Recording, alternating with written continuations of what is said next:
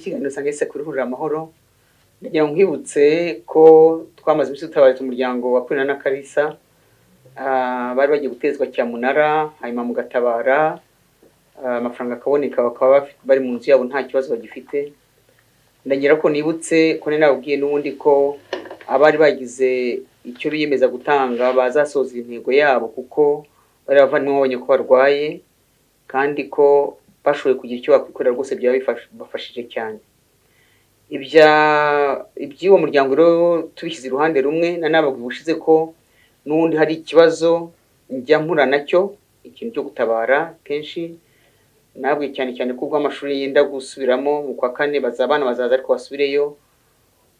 Hari akantu bitwa rutabaza twigeze kugira cyane ariko karangije karahagarara, ariko byaba byiza n'ubundi ashaka ko dukomeza icyo gikorwa cyo gutabara yazambwira, noneho akagira nubwo avuga ati ntanze 5 ku kwezi, ntanze 1000 ku kwezi, byaba rwose bifashije cyane. Kugeza ubu nta n'umwe uragira icyo ambwira, nta n'igitekerezo cyatanzwe. Ubu rero rwose ndagira ngo nongere bakangurire icyo gikorwa cyo gufasha, kuko abakeneye ubufasha bo barahari. Mbere rero yuko dukomeza ku kiganiro cy'uyu munsi, hari umushyitsi turi kumwe, reka dutangira adusengere. Twicishije bugufi dusenga Imana.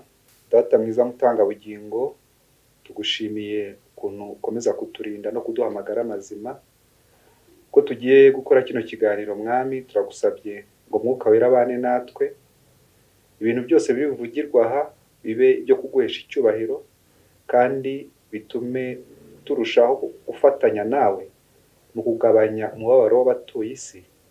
Tubisabye mu izina rya Yesu Kristo umwami wacu, amen. Nk'uko rero mubizi abakunze iki kiganiro, twatangiye tumaze iminsi tugana ku kintu cyo kwitungira amagara mazima. Ubushize twabonye ibyitwa New Start, ni inyuguti 8 zihagarariye uburyo umuntu yakwirinda indwara zitandura. Ntabwo mbisubiramo, ashakaza ajya kongera kubireba, ariko uyu munsi rwose turi kumwe n'umutumirwa. Reka bibwire, reka atubwire amazina, yatubwire n'ibyo akora. Murakoze cyane. Njyewe nitwa Muzora Viera, ndi umupharmacist cyangwa abo bita abahanga mu by'imiti. Ariko usibye n'ibyo, ndo bita lifestyle coach, nigisha abantu uburyo bwo kwitungira amagara mazima bahindura imibereho. Urebye n'ibyo bintu biri by'ingenzi nkora. Imana ishimwe cyane. Viera rero ibyo babwiye ni ukuri, uretse ko ari umupharmacien aribyo nabwa yize imbere y'uko akora ibindi, ariko nibyo byo gufasha cyane kwirinda indwara abibamo cyane kandi arabisobanukiwe pe. Viera, nagiye nkubaze nk'umuntu wize bya pharmacy, bira by'imiti, kandi ukaba n'ubundi uri muri byo kwirinda indwara, ugira inama byo kwirinda indwara, imiti uyifata ute? Kuko hari abavuga bati imiti yego nibyo, ariko bifite n'ibibi yagira ingaruka mbi ku mubiri w'umuntu. Nagira ngo ugire icyo bitubwiraho nk'umuntu birimo byombi. Murakoze kuri icyo kibazo. Imiti koko ni ingenzi cyane, yabashije gutuma twirinda indwara zimwe zari zaramaze abantu, ibasha gutuma nk'inkingo zimwe na zimwe zituma indwara zimwe zicika burundu. Umuti rero ni ikintu cy'ingenzi kigaragara ko cyafashije abatuye isi rwose kugabanya impfu zaterwaga n'indwara zitandukanye. Ariko mu by'ukuri iyi miti tunywa ntabwo iza ngo ikize cya kibazo gusa. Ya miti tunywa hari n'ingaruka isigaho yanyuze. Urabona muti tuvuge reka ica ahantu henshi, ariko reka turebe nk'uca mu kanwa. Umuti urawunyweye, uwinjiriye mu kanwa, uramanutse ugeze mu gifu, hari igera mu gifu igahita yinjira mu maraso, nka za aspirine n'ibindi. Ariko nka 90% by'imiti yinjira mu maraso mu mara mato, iva mu mara mato yinjira mu maraso. Ubwo rero ahantu hambere ibanza kwitinya ni mu mwijima. Umwijima urumva uzafata ya miti, niba wenda hari igihe umuti utari uvura, noneho icyo umwijima uzakora muri wa muti kikaba aricyo kivura. Noneho ibigomba gusohoka umwijima ukabyohereza ariko noneho wa muti ugomba kuvura ukajya mu maraso ukajya kuvura aho ugomba kuvura. Mu yandi magambo ni ukuvuga iki? Ka kazi umwijima ukora ni ukuvuga ya miti iri busigemo ibyo bita toxine cyangwa ibyo bita ubundi hari ibyo bita metabolite. Ni ukuvuga iyo unyweye umuti umwijima hari ukuntu uwucamo ibice noneho hakaba ibice bisohoka bitagira akamaro cyangwa hakaba ibice bivura cyangwa hakaba n'ibice bishobora kuba toxique bishobora kwangiza kandi ku buryo tutazi. Rero akenshi usanga hari ibisigazwa by'umuti byagiye bisigara mu mwijima mu kujya gusohoka bizajya guca mu mpyiko, impyiko nazo zifite akazi ko kuyungurura ya maraso. Ubwo rero ugasanga bya bisigazwa bigenda bisigara, rega burya nibyo turya hari ukuntu bisigamo imyanda noneho ibaza imiti irimo ibinyabutabire. Ndi kuvuga cyane cyane abantu bakunda gukoresha imiti cyane, kuko hari abantu banywa imiti rimwe na rimwe kubera barwaye rimwe na rimwe, ariko hari umuntu buri gihe unywa imiti. Icyo gihe rero hari ibintu byinshi umuti ugenda usiga mu nzira. Ikindi hari urugero rw'umuti, iyo niba bavuze ngo umuti uranywa ikinini kimwe mu gitondo saa sita nimugoroba, wenda ukumva urarembye cyane ukaba wanywa bibiri, uri kwiyica uba wiroze, kubera ko iyo umuti urenze urugero rwo kuvura ugera mu byo bita toxicity, ni ukuvuga noneho aho uhinduka uburozi. Ikindi niyo unyweye muke, kuko hari extreme ebyiri, niyo unyweye muke noneho ntukuvura, ariko tuvuge nkwica mikorobe, za mikorobe zigahita zibumenyera, noneho wazanywa na wa muti uhagije ntubashe kwica ya mikorobe. Imiti rero ni inshuti yo kwitondera nk'uko nkunda kubivuga. Ni ukuvuga hari ibyo ukiza, hari ibyo wica, ariko abaganga bakareba bati ese ibikira biri kuruta ibipfa, bakavuga bati turawumuhaye kugira ngo kiriya kintu tugikemure, nubwo tutayobewe ibindi bibazo bishobora kuvuka.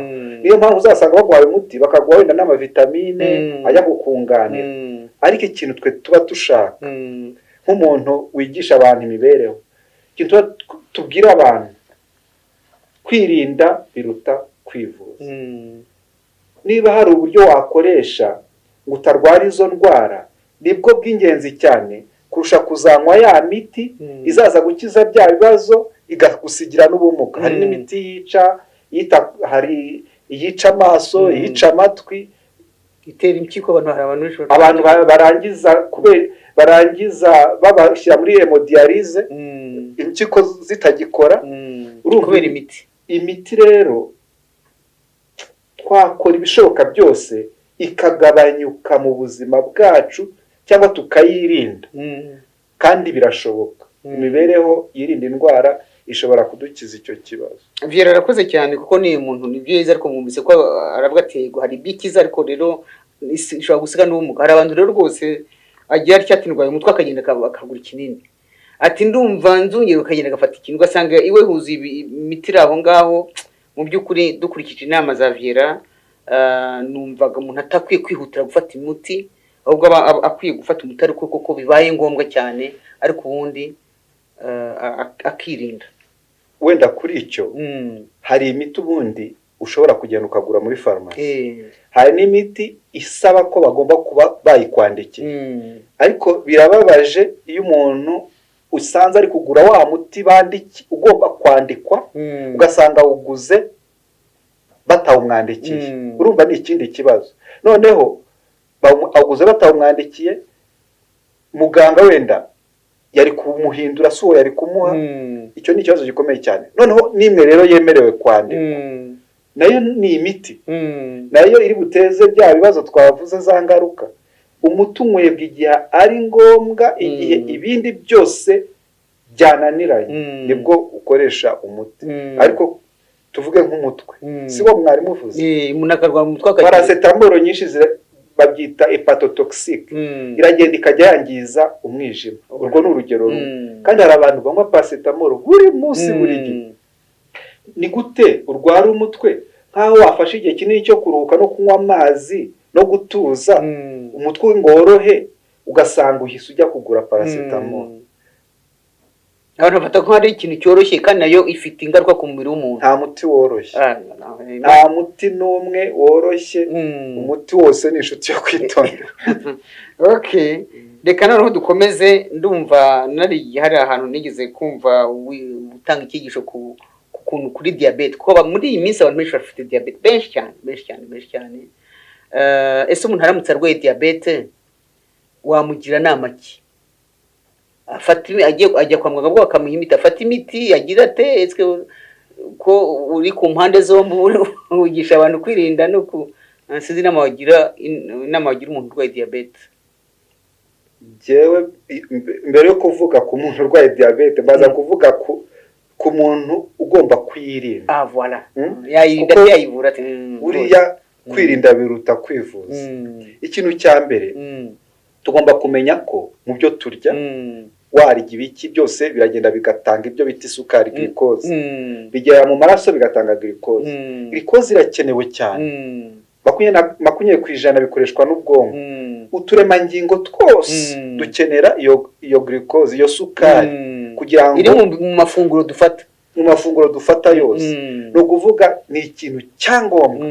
Ariko se ku cy'abantu niba koko umubiri ukeneye ibintu runaka, ni kuki abantu bakunda kurenza bya bindi umubiri ukeneye? Ibyo bintu tujya turenza ku rugero rukenewe, ibyo biduteza ibibazo, bigatuma ya sukari irushaho kuba nyinshi, ikarushya umubiri.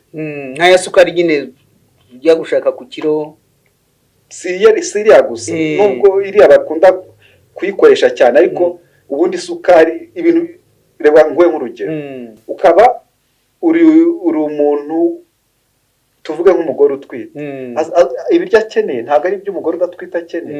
Wa mugore utwite akeneye ibitunga umubiri byinshi kurusha ibyo watunze abantu babiri. N'imyaka abantu bose bagenda bakwiye kumenya ni ibiki dukwiye gufungura ku kigero cyacu mu murimo dukora, akamenya umubiri ukeneye. Uzabibwirwa n'iki? Uzasanga wa muntu ari fit, uwo muntu ukabona ameze neza, BMI ye nigeze kumva bisobanura. BMI ntabwo nayisobanura. BMI ni urugero rw'uburebure n'ibiro byawe.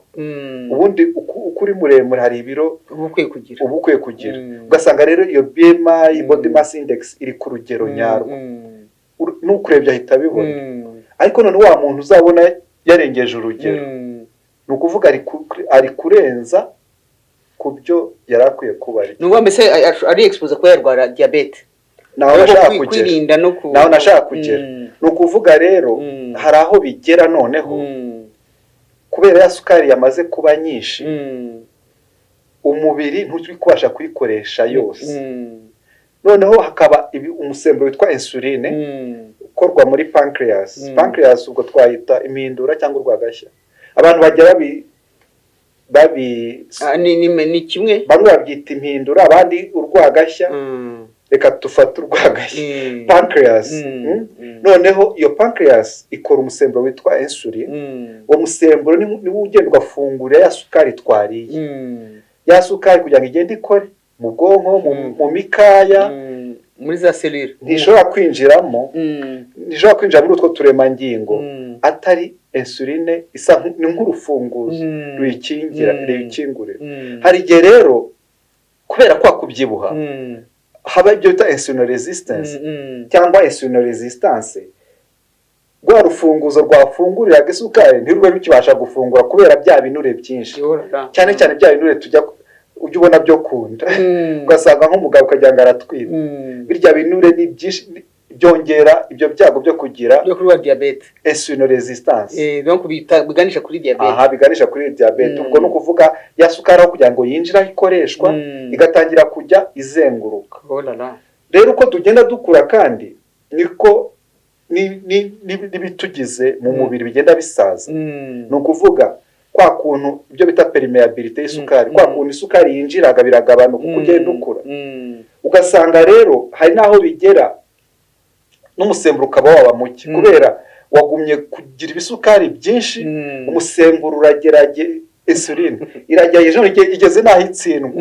Noneho na twa turemangingo dutoya two muri pancreas twitwa beta cell cyangwa selule beta natwo tukananirwa utundi tugapfa. Icyo gihe rero hari n'igihe insuline iba idahagije. Ibyo ari icyo cya insulin resistance, ari icyo cya insuline idahagije, ibyo byose nibyo bikunda gutera diyabete yo mu bwoko bwa kabiri.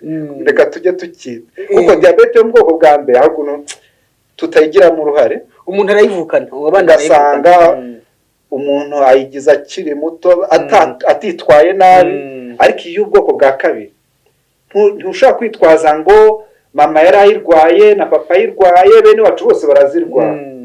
Tubyumvikaneho, ushobora kuvukana imbunda, bijyanye n'imbunda.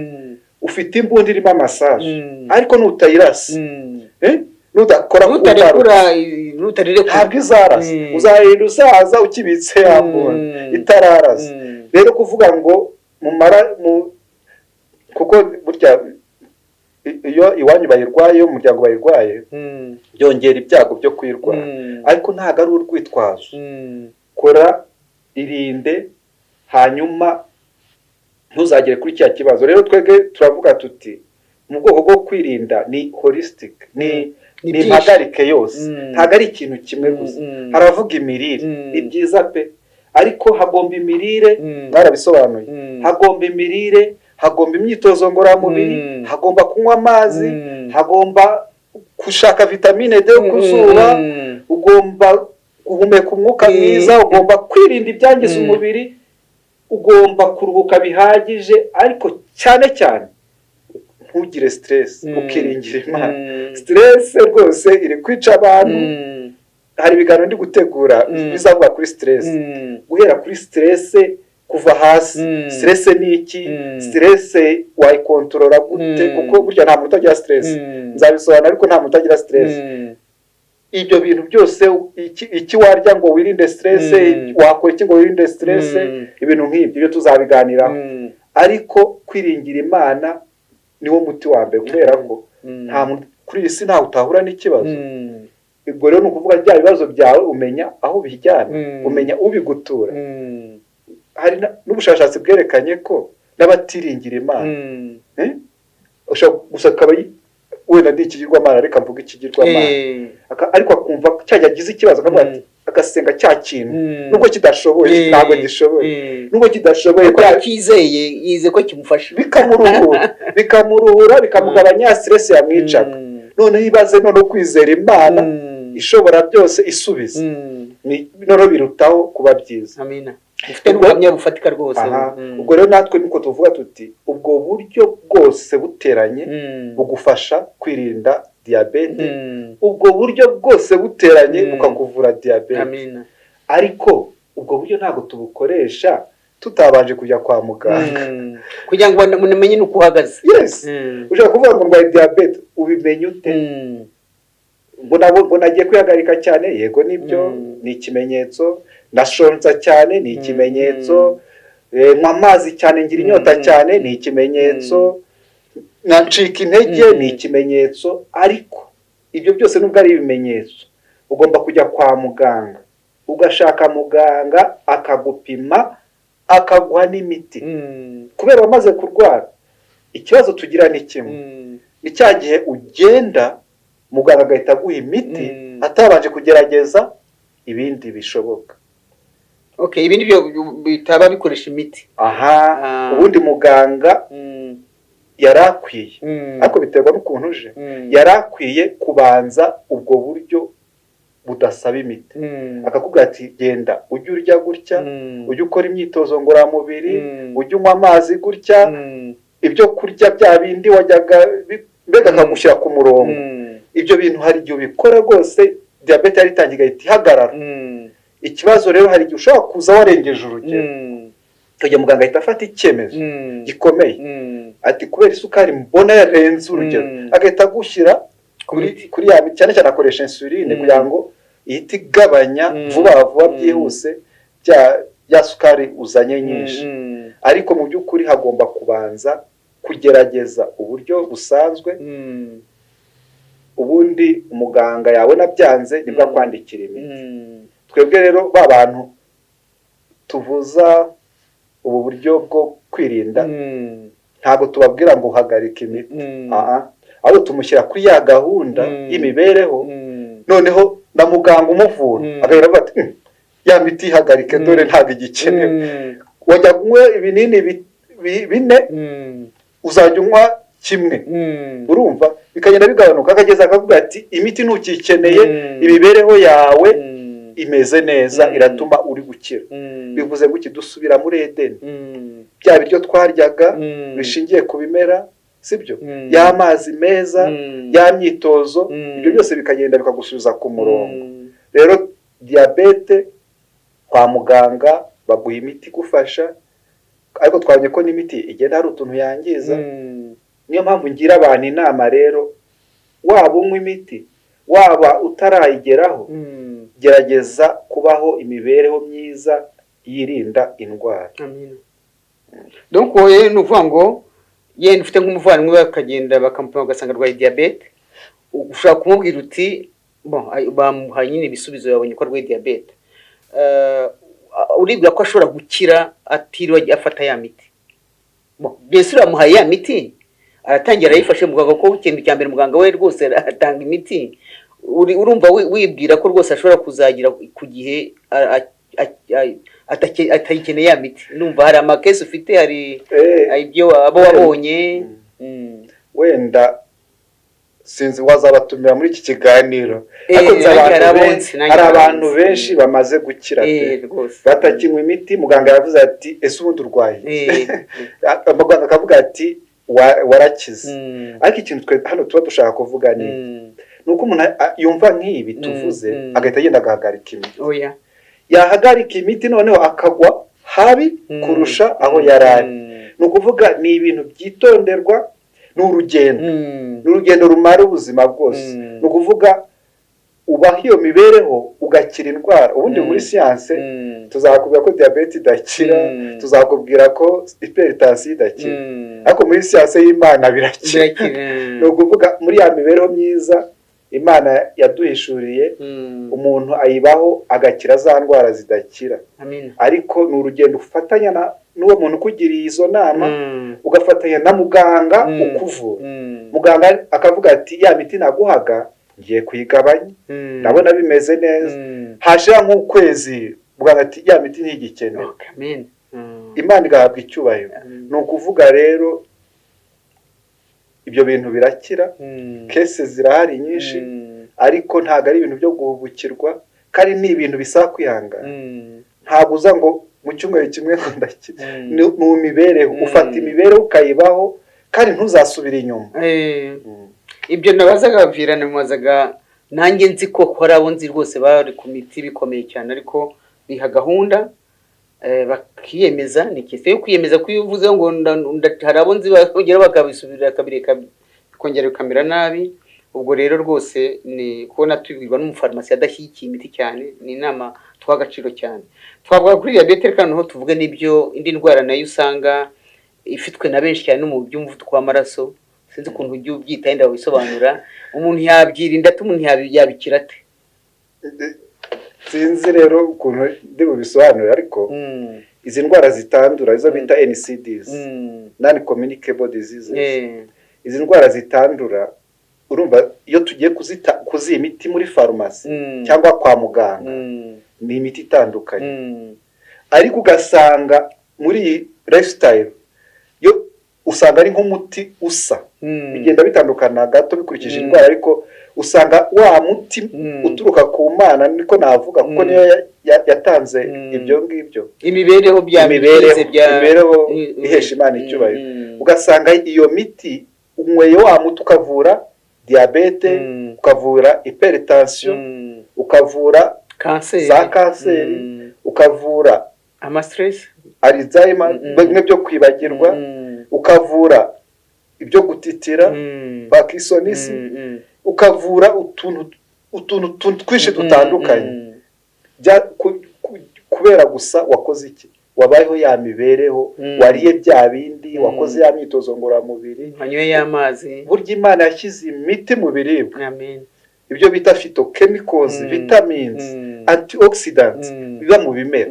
Ni imiti ikomeye cyane, ariko ugasanga ntabwo tuyinywa. Turibukira kujya kwa muganga muri ibiryo bidatetse mu mico yacu, ngira ngo twese turabizi. Usanga mu muco wacu, mu gihugu cyacu, ibiryo ni ibitetse. Bya biryo bibisi ntabwo abantu babitekereza, kandi bya biryo bibisi byuzuyemo imiti. Za salade, za mbuto, ni imiti yigendera. Ni ukuvuga iyo ubiriye uba wikingira, iyo ubiriye uba wivura indwara. Iyo rero hypertension ubundi nyita ngewe imbaraga nsikamiramijyana zikabije. Ni ukuvuga iki? Pressure ubundi mu cyongereza urumva ni imbaraga cyangwa pression. Iyo uvuze umuvuduko harimo vitesse, hari ibintu byo kwihuta.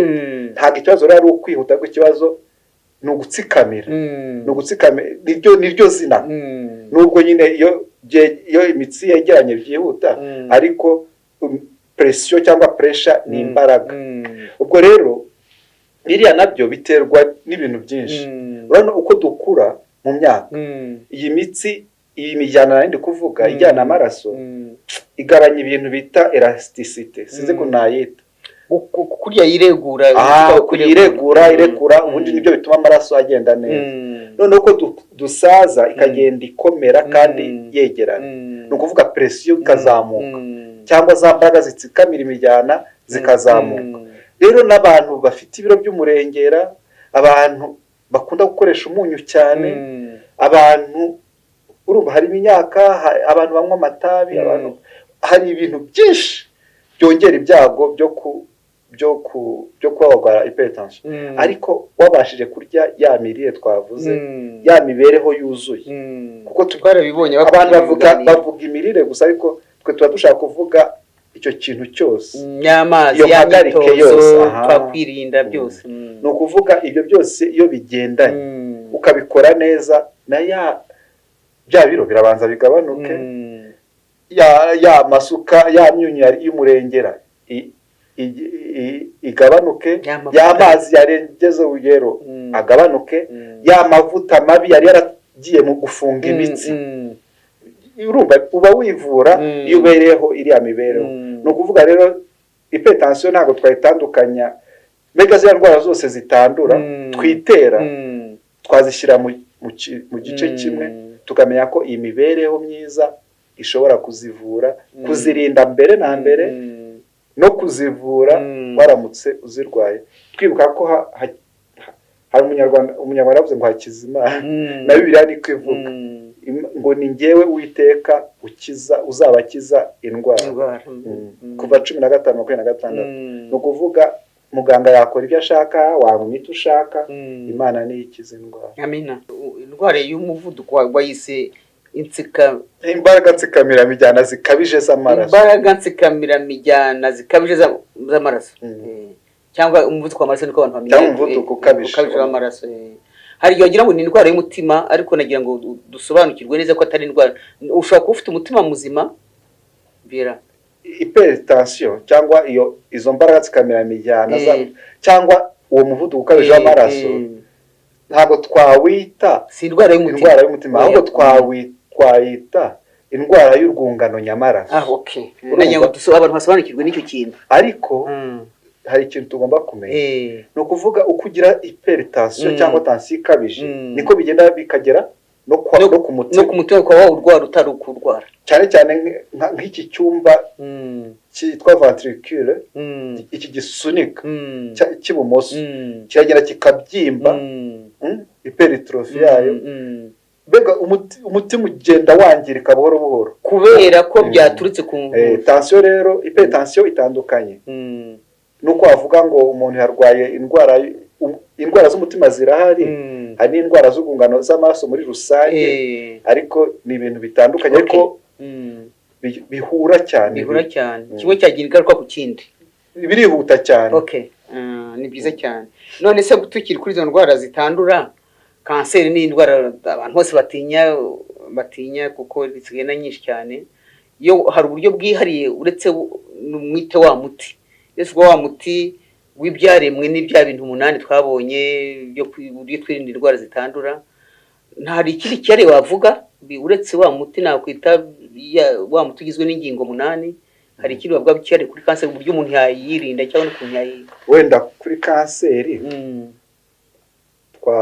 twabanza tukavuga tukemeranya icyo twakwita kanseri ubwo kavuga kanseri kwari ubyumva ukuntu akumva wenda ni ikintu ubundi kanseri mu by'ukuri unasomye ibitabo byose bazakubwira ko nta mpamvu izwi yateye kanseri ahubwo ibyo tuzi ni bya bintu biterateranya bikaba byagongera ibyago byo kurwara kanseri ni ukuvuga nituvuga ngo yagize kanseri wenda kuberamo itabi burya si itabi gusa haba harimo uruvangitiranye rw'ibintu kanseri ni iki ubundi uturemangingo twacu dufite uburyo twiyongera twigabanyamo tukiyongera ariko umubiri ukavuga uti utu turemangingo nshaka gukoresha hano turahagije umubiri ugategeka ngo turahagije duhagarare kuwigabanyamo utundi utu turahagije nitwo twari dukenewe hano ariko noneho bigeraho mu gihe cya kanseri twa turemangingo twiyongera ariko umubiri utakibasha gutanga itegeko ryo kuduhagarika ni ukuvuga bikarenga urugero cya kintu kikavamo icyo bita ikibyimba cya kibyimba rero nicyo kiza kuvamo icyo bita kanseri kikaba cyagaba n'amashami ugasanga warwaye kanseri runaka yakabye amashami ahandi mu magufa hirya sibyo ugasanga ntikiri hahandi byarwaye ahubwo byageze umubiri wose icyo gihe rero twavuga ko ariko mu kinyarwanda bavuga kumungwa wenda sinzi umubiri ukagenda umungwa gahoro gahoro kubera iki hari ibintu bita kanserigene na za karisinogene hari bigenda bikajya mu turemangingo cyangwa byatera kanseri reka mvuge ko bigera mu turemangingo muri DNA bikica ubutumwa akaremangingo katangaga ni ukuvuga noneho bikikora imitation niko nayita imitation bigakora icyo byishakiye ibyo bitari ibintu bitari kuri gahunda ikintu rero hano nshaka kubwira abantu batwumva kandi bagitega amatwi kandi bakiteho ubu kugira ngo dukure tuba twarahuye n'ibyo bintu bitera kanseri byinshi yewe hari n'igihe harimo mu mubiri wacu harimo ibyo bita cancer cells cellules cancereuses ariko umubiri wacu kubera ufite ubwirinzi bw'umubiri ukagenda ukirwanaho ugakosora amakosa yatewe na bya binyabutabire bitera kanseri ayo makosa agakosorwa cyangwa bikanavanamo bikanica umubiri ukicira za serire zirwaye twaturemangingo turwaye umubiri ukatwiyicira ugasanga niyo mpamvu reka ngo urugero kugira ngo ubyumve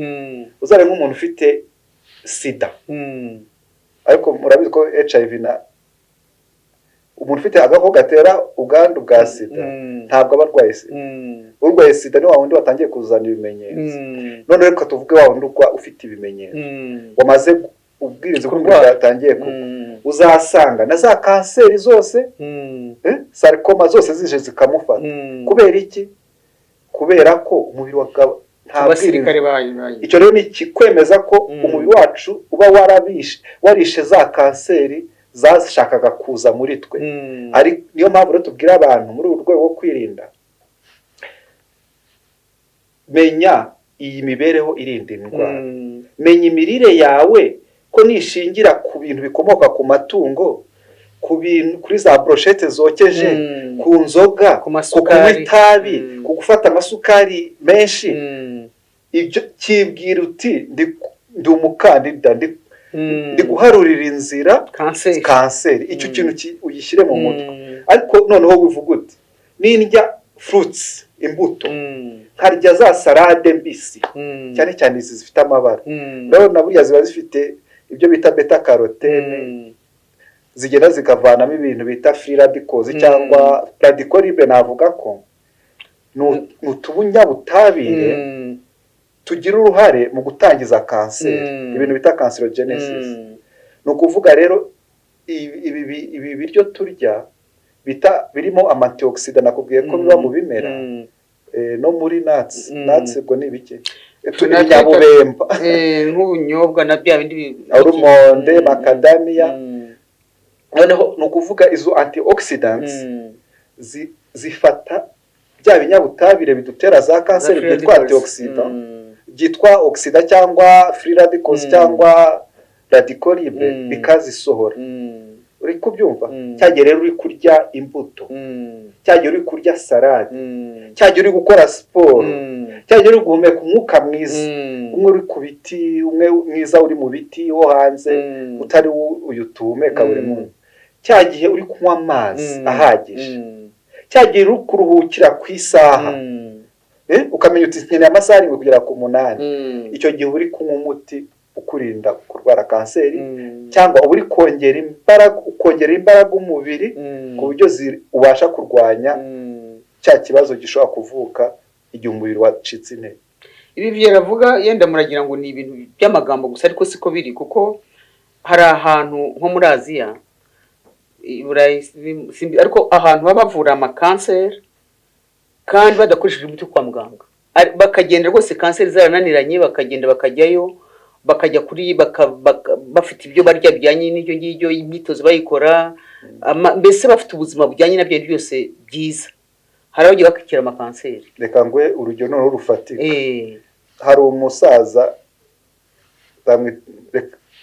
wenda simuvuga ariko yaje arwaye ataka umugongo cyane ataka umugongo cyane ariko no kubura muzi sinkurumbarirano wenda n'uwamushaka namuha telefone ze bakazavugana noneho uwo musaza kubera kunyababaraga ataka umuntu mukuru gutaka biba bikomeye tujya kwa muganga agiye kwa muganga basanga yarwaye kanseri ya prostate noneho ubwo twari twamubwiye gukoresha ya mibereho yirinda indwara noneho hashize nka ukwezi amezi angahe asubirayo muganga avuga ati utandukanye n'abandi barwaye yasanze hari proteine bapima igaragaza nyine kanseri ya prostate murimo basanga imibare yagiye hasi cyane ya kanseri irimo gupfa cyane ariko muganga avuga ati ibi bintu ntabwo mbyumva wewe ubigenza usanga yasobanura ati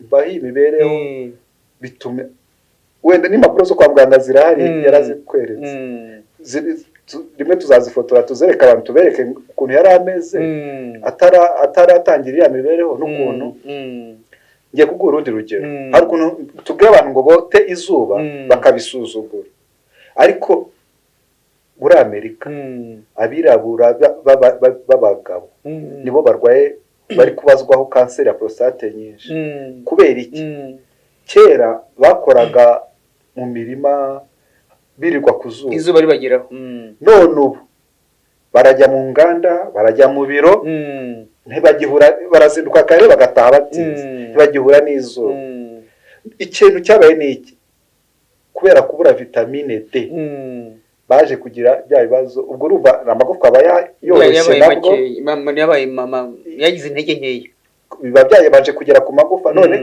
bijya no kuri prostate ugasanga abantu abirabura barwaye prostate cyane nk'umuntu dukurikira ashaka kuvuga ati ese ku cyabirabura abazungu ntibakora mu biro ashaka kukibaza cyane rwose icyo nababwira nuko abirabura dukenera izuba ryinshi kurusha abazungu burya dufite ibintu bita melanine ni nkuko wavuga agakingirizo hari k'izuba kagabanya izuba ritwinjiramo kandi vitamine D iboneka izuba ryamaze kwinjira mu mubiri cholesterol igahinduka vitamine D ubwo rero abazungu bakeneye akazuba gake ariko twebwe dukeneye kabatwika ahubwo bakarwara ahubwo na kanseri bakarwara na kanseri y'uruhu ariko twebwe dukenera iminota 15 20 kuri ka kazuba koroshye ukaba ubonye ibihagije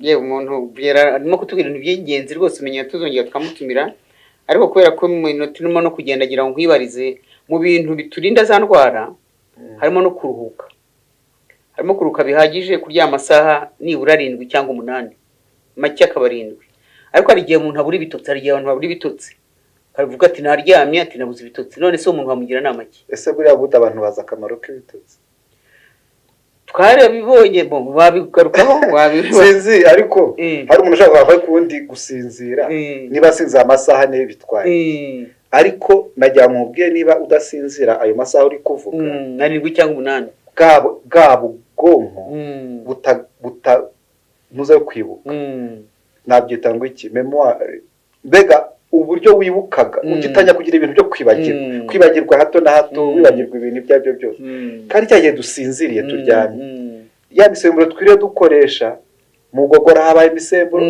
imisemburo yo mu mubiri irongera ikuzuzwa twaturemangingo twiriwe twangirika turasanwa utwapfuye tugasimbura cyagiye uryamye nukuvuga iki usinziriye so kuryama gusa mu iranga usinziriye cyagiye usinziriye hari ubundi bavuga ngo ibitotsi ni ibiryo by'ubwonko ntago ari ugupfa kubivuga babivuga kubera kiriya n'umuntu asinziriye ngo ntazatanga umusaruro nk'umuntu utasinziriye no kuvuga zaza ubushakashatsi bwarabyerekanye cyane isaha imwe gusa ya difference ugasanga ibyo bita umusaruro byagabanutse cyane ugasanga umuntu ushobora kwandika ku mashini ukamara umunota usinziriye ukaza kongera gukanguka undi wararusinziye neza ageze kure cyane uri kubibona gusinzira rero ni ngombwa cyane none ikibazo kiraje ngo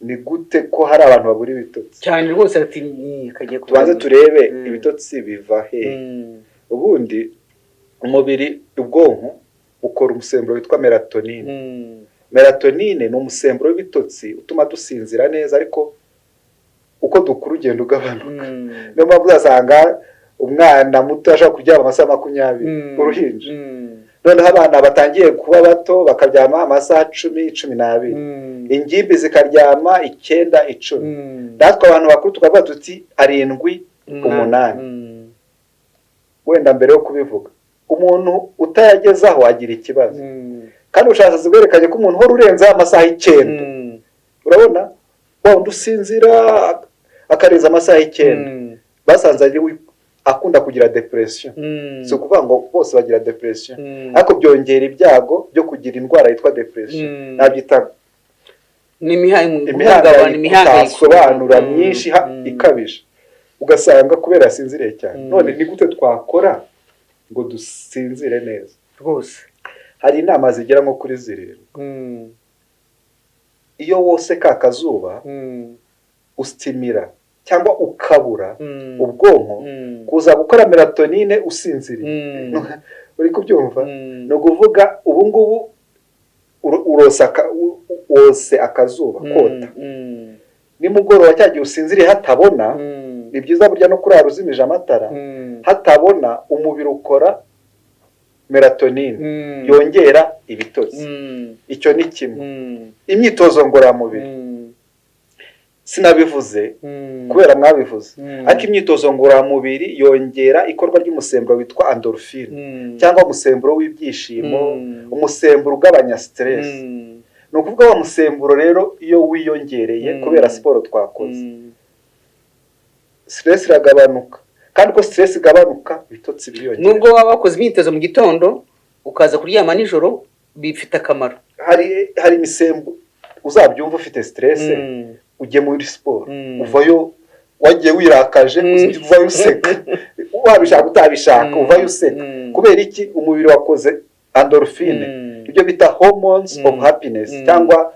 imisemburo y'ibyishimo ubwo icyo ni kimwe donc icyo nabazaga donc tuvuge wakoze imyitozo mu gitondo donc ya misemburo iraza kugeza nimugoroba ikikora umurimo nta kibazo rwose ahubwo ushatse wanakora kandi nimugoroba ariko ukamenya ko bibujijwe gukora siporo guhita ujya kuryama ni ukuvuga niba uryama saa 3 z'ijoro saa 11 wakoze ka siporo kawe karinganiye uba ufite ubwonko butanga itegeko ryo gukora melatonine icyo ni ikintu cyiza kandi abantu bagomba ka kantu ko kumva usa nk'ushaka kunanirwa reka kujya gukora siporo n'imyanda irasohoka harimo imyanda myinshi tubuza gusinzira ikindi abantu bakunda kurya nijoro bakarya kuzuza ubu mu banyarwanda risama baryaga cyane nijoro igitutsi kutarya urakaburara numva cyaba ari igitutsi noneho ni ukuvuga iki ni ukuvuga nijoro n'igifu gikeneye kuruhuka. Habaye iki? Hari oxygene cyangwa amaraso ajyana oxygene cyangwa umwuka mwiza mu bwonko. Ya maraso aho kugira ngo ajyane ya oxygene mu bwonko araza kurwana intambara y'igifu. noneho hariho urugamba mu gifu na gusinzira arwana intambara y'igifu. Noneho urabona ibikoko bikwirukankana intambara, mbega urare ugira ibintu bita koshumari cyangwa nightmare. ni ukuvuga ngo igifu cyawe ntigikeneye ibiryo nijoro. Umubiri wawe ese uparika imodoka ugashyiramo esanse kuyishyira mu modoka igiye kugenda, igihe uyigaruye mu rugo kwiparika niko utuyishyiramo esanse.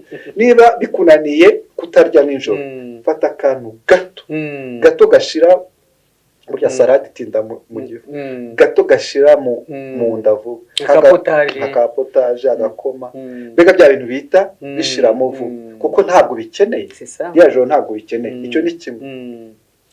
Hari abantu bakunda televiziyo, telefone, kuko iyo uvuze televiziyo ushobora kuba ya televiziyo ariko ufite screen kuri telefone. byose biriho. Ni ukuvuga iki? Hari abantu rero bakunda amakuru ya za byacitse, kumva abantu bicanye, ibyago byabaye aha.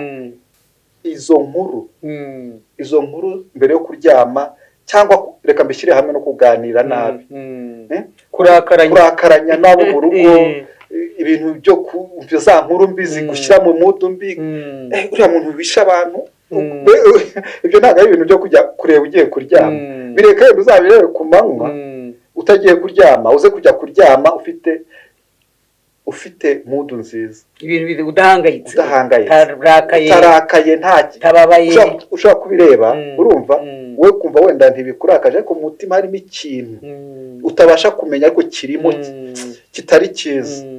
Niyo mpamvu nk'abantu bafite abana byaba byiza niyo banarakaranyije, mbere yo kujya kuryama mwiyunga, ukamuhobera, ukamubwira ko umukunda. Niba ari umugore cyangwa umugabo mwarakaranyije, ukamubwira ko umukunda. Ibyo ni byiza cyane. Burya abagore cyane bakunda ko abagabo babatega amatwi. Umugore niba aje akubwira ibintu byitwa by'amafuti, muha amatwi.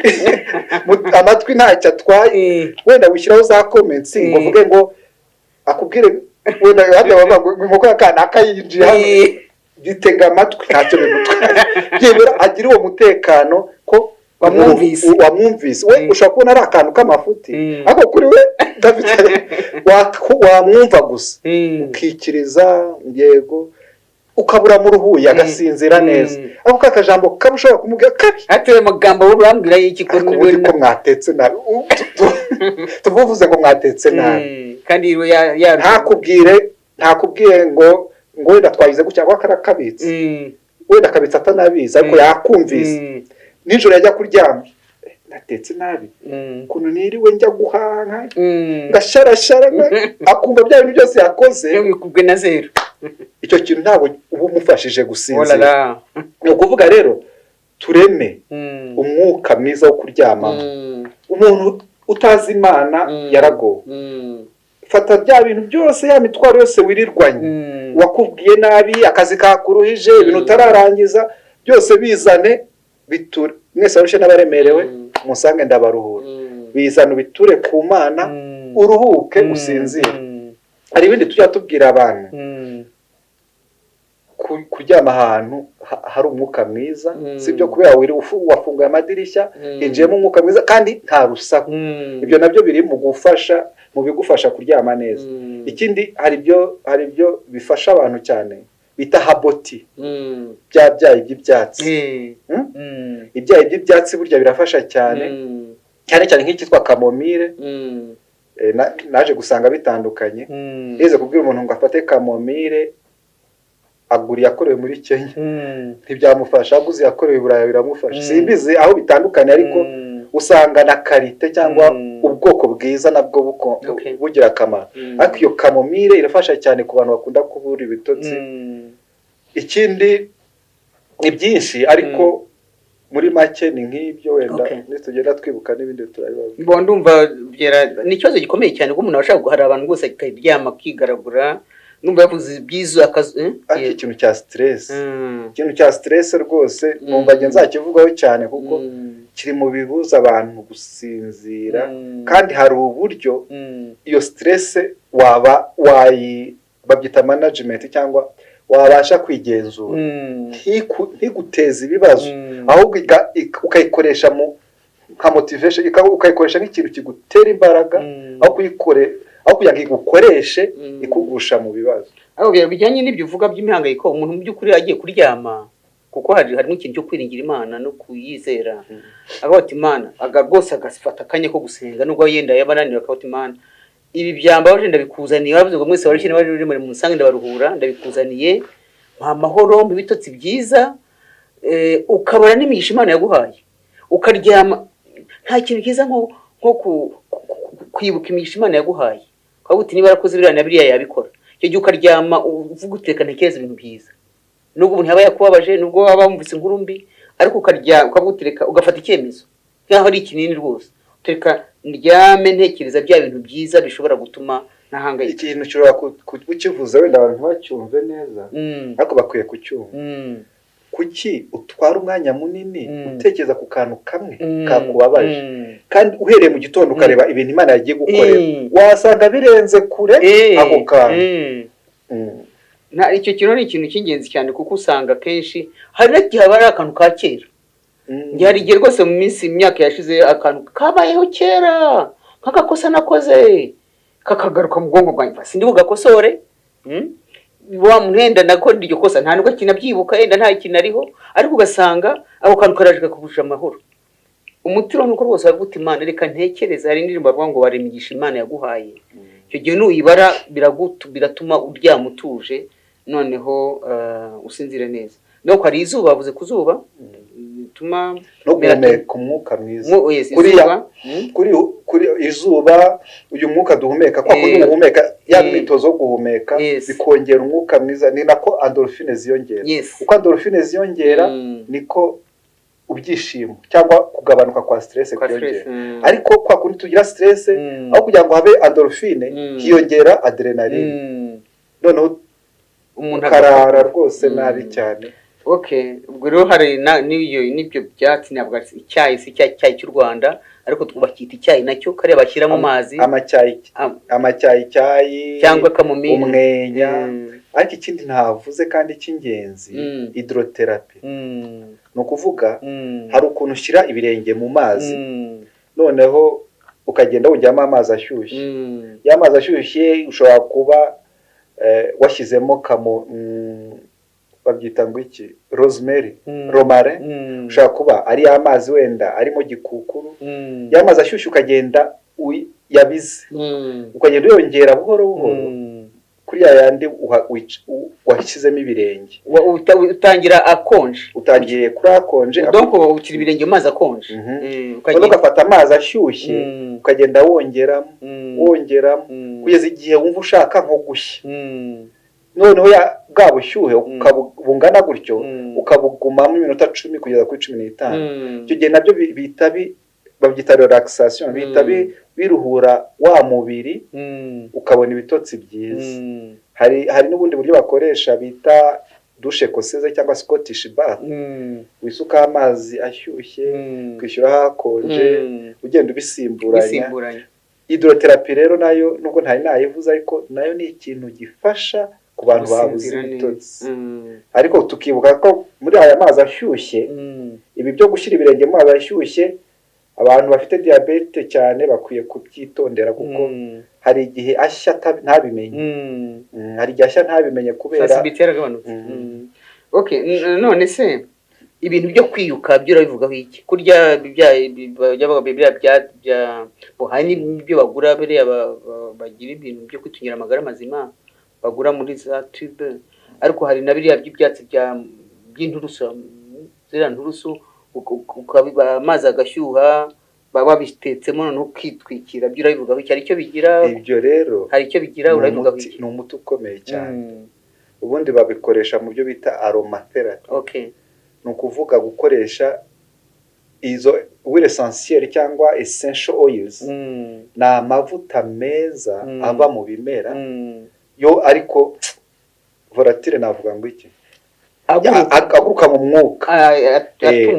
Rero ni ubuvuzi bwahereye kera ariko umve ngo kera cyagiye rero turi kwiyuka tuba turi kwivura indwara nyinshi cyane. Reka dufate wenda izifata ubuhumekero, sibyo? Urabona ko dufite n'imiti tujya dupuriza, ukajya kwa muganga bakakubwira uyu muti uzajya ushyira mu mazuru, ubu hise ubyumva. Ni ubwoko bw'imiti. Twashyize inturusu muri ya mazi twatogosheje. Ni inturusu zibonetse zose cyangwa za zindi z'umweru?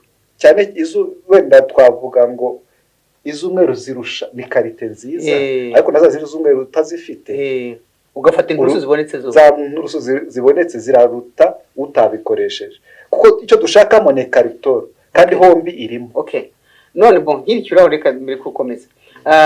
Biriya hari abagurira za tube banajyo byo kwiyukisha, nabyo biba birimo iyo nturusu. Iyo uwire essentiel dushaka irimo. Okay. Kandi si byo gusa, hari na za lavenders, hari ubwoko bwinshi bw'ayo mavuta.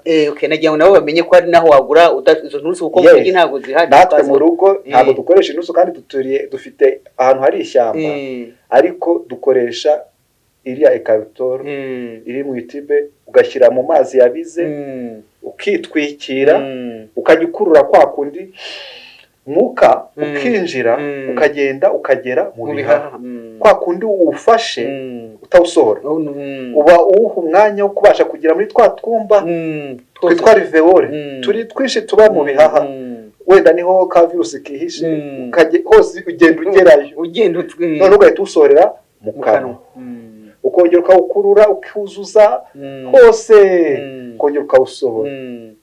Ni ibintu byafashije cyane. Hari abantu benshi bari bafite corona bakabikoresha, wenda bafite n'ibindi babavurisha, ariko ubwo buryo bugatuma bakira vuba, ukabafasha cyane.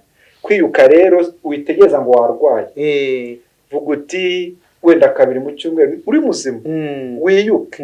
Cyagiye wumva watangiye kugira utuntu tw'uducurane, wiyuke, bita ntumenya aho binyuze, aho kugira ngo ujye gufata bya binini, iyuke. Ubundi nk'uwo muti wari uvuze wita heat lotion, ubona kuri ushyira mu mazi, ushobora no kuwisiga gutyo, wenda ufite inkorora ibiki, uhumeka nabi, hari ukuntu wawisiga mu gatuza, ukawisiga no mu mugongo. Mbega aromatherapy cyangwa ubwo buryo bwo kuvurisha aya mavuta buragutse kandi buvura indwara nyinshi. Kwiyuka rero ni ibintu byiza cyane. Niyo utaba wabonye izo nturusu z'umweru, wafata za nturusu zisanzwe, wafata umwenya, wafata n'umwenya wawushyiramo. Yes, nawo uri buzamure amanoza yayo. Okay, akabazo kanyuma yenda mbere yuko tunasoza, kuko kurya washyize mu mazi ashyushye, witwikiriye, uramaramo iminota ingahe? Ubundi ni hagati y'5 n'10. Biba bihagije rwose. Ukabira icyuya rwose kigaragara, biba bihagije, kuko birafasha cyane abantu bagenda kugira ibibazo bitandukanye byo gufungana mu miyoboro y'umwuka.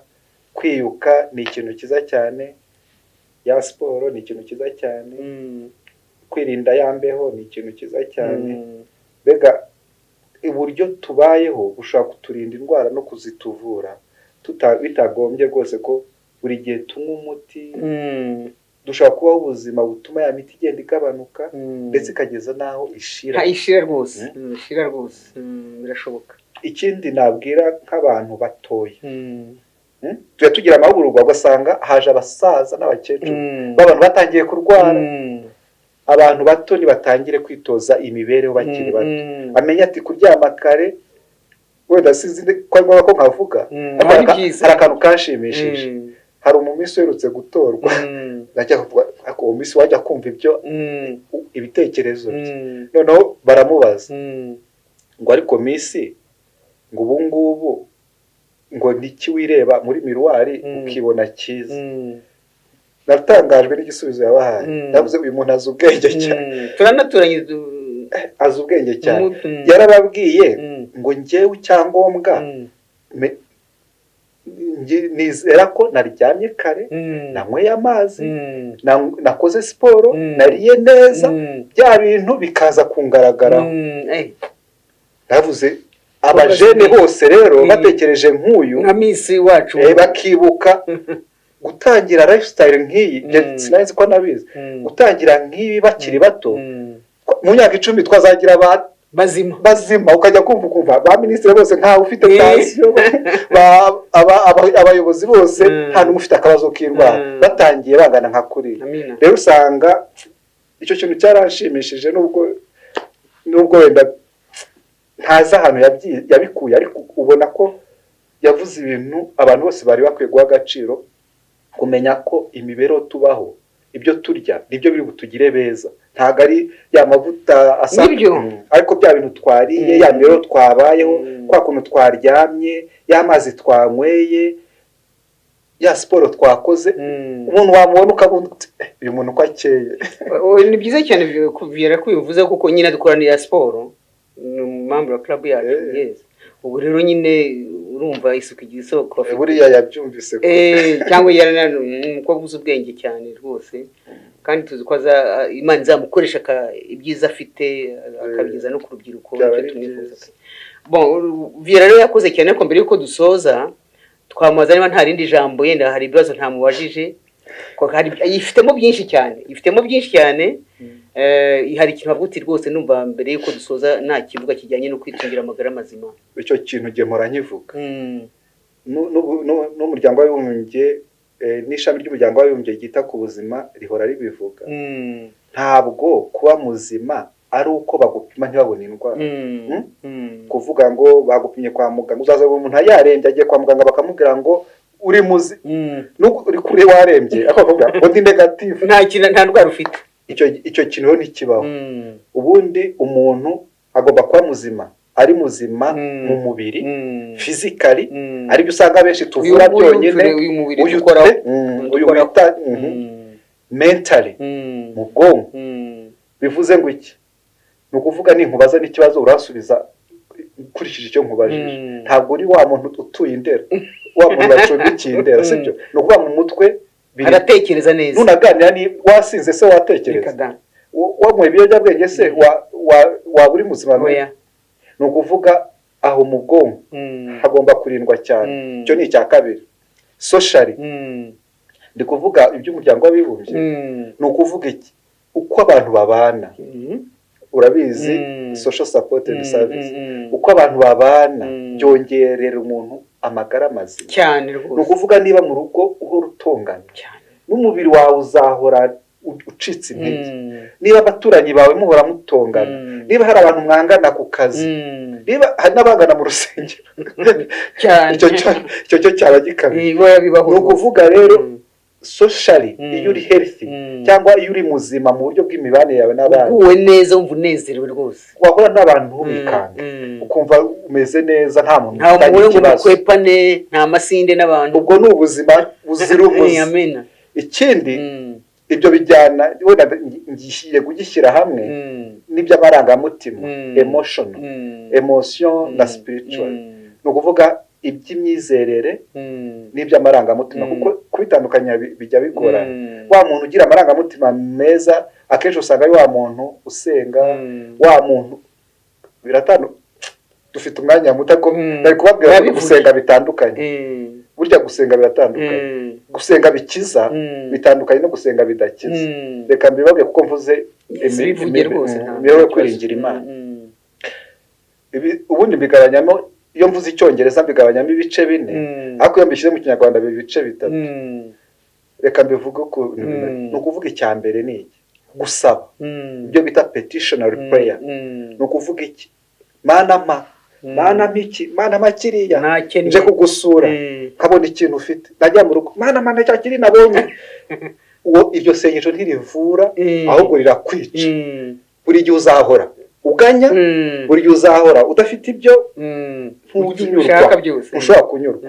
Iryo ni isengesho rya mbere ritavura. Uhora usaba Imana nta kintu muhuriye usibye kuyisaba.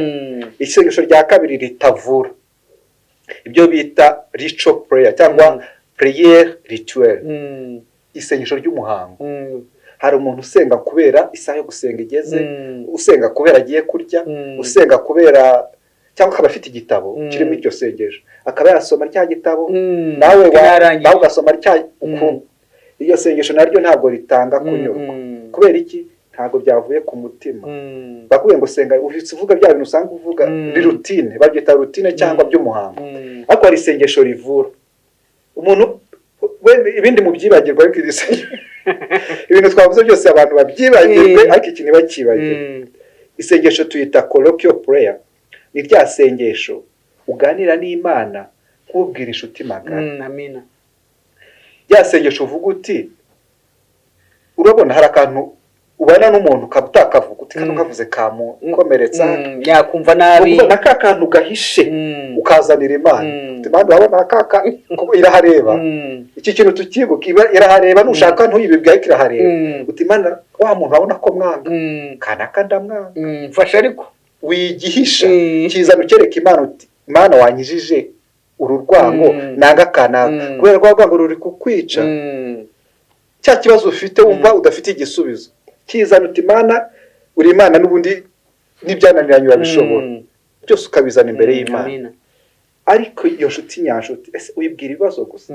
Inshuti nyanshuti uyibwira ibibazo gusa? Niyo wishimye urayibwira uti Imana none uyu munsi uranshekeje kubera igukoreye nk'ikintu gitangaje. Si ngombwa ngo buri kanya uri bupfukame, ushobora no kuvuga ikintu kikikubaho uti Imana none ibinkoreye uhimbazwe, urasenze.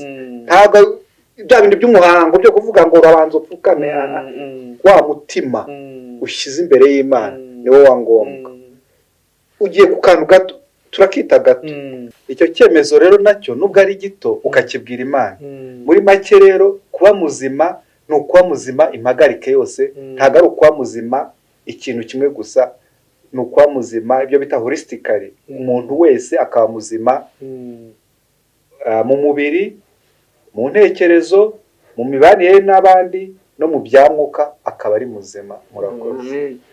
Viera yakoze cyane, ntabwo rwose mu izina ry'abakunda iki kiganiro no mu izina ryanjye bwite turashimira Viera twivuye inyuma rwose, yifitemo byinshi cyane. Buriya sibwo yaje ubwa mbere rwose, sibwo bwa nyuma, tuzajya dukomeza tumutumire adufashe. Kandi nubwo twasomye Bibiliya ariko nayo mbibutse ko hari ijambo tujya dukunda gusoma rivuga ngo riboneka muri amagambo Yakobo yanditse igice cya 4:17, ubizi gukora ibyiza ntubikore kubera icyaha. Inama rero Viera yababwiye tuziha agaciro twitungira amagara mazima. Ikiro nifuriza buri wese mu izina rya Yesu. Reka n'undi Viera asoze asenga. Data Mana udukunda cyane, tugushima ukuntu wabanye natwe muri iki kiganiro.